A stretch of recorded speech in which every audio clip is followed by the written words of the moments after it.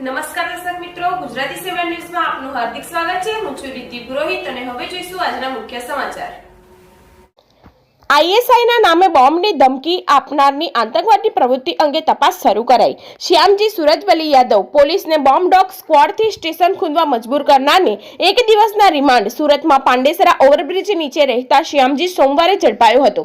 Vadodara railway સ્ટેશનમાં bomb blast થવાનો છે અને પાકિસ્તાનના આઈએસઆઈના એજન્ટ તરીકે ઓળખ આપી ફોન કરનારની વડોદરા રેલવે એલસીબીએ સોમવારની રાત્રે ધરપકડ કરીને એક દિવસના રિમાન્ડ મેળવ્યા હતા। આરોપી આતંકવાદી પ્રવૃત્તિ કે કોઈ ત્રાસવાદી સંગઠન સાથે જોડાયેલો છે કે કેમ તે સહિતની વિગતો મેળવવા રેલવે એલસીબીએ રિમાન્ડ માંગી હતી। વડોદરા રેલવે એલસીબી સૂત્રો મુજબ શ્યામજી સુરજવલી યાદવ ઉંમર 40 રહે હાલ પાંડેસરા નાકા ઓવરબ્રિજ નીચે ફૂટપાથ ઉપર સુરત વડોદરા રેલવે સ્ટેશનમાં બોમ્બ બ્લાસ્ટ થવાનો છે અને પાકિસ્તાનના આઈએસઆઈના એજન્ટ તરીકે ઓળખ આપી વલસાડ સિટી કંટ્રોલને જાણ કરી હતી। જો કે વલસાડ સિટી પોલીસને રેલવે પોલીસને જાણ કરતા રેલવે પોલીસની ટીમે બોમ્બ સ્ક્વોડ અને ડોગ સ્ક્વોડની મદદથી આખું સ્ટેશન ખોદી નાખ્યું હતું, પણ બોમ્બ કે શંકાસ્પદ ચીજ વસ્તુ મળી ન હતી। વડોદરા રેલવે સ્ટેશનની અવાવરૂ જગ્યાઓ 1 થી 6 પ્લેટફોર્મ અને સ્ટેશનની આસપાસના વિસ્તારોમાં પણ તપાસ્યા હતા, પણ બોમ્બ કે શંકાસ્પદ કોઈ ચીજ વસ્તુ મળી ન હતી।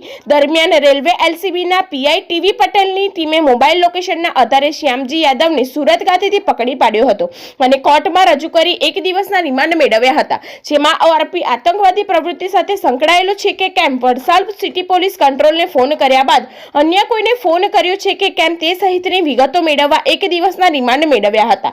શ્યામજીએ વલસાડ પોલીસ કંટ્રોલમાં ફોન કર્યા બાદ અન્ય કોઈને ફોન કર્યો છે કે કેમ તે દિશામાં પણ રેલવે પોલીસે તપાસ હાથ ધરી છે। ફોન કરનાર શ્યામજીએ પોલીસને કહ્યું, સાહેબ ફોન કર્યાની મને ખબર નથી, નશામાં થઈ ગયો હશે।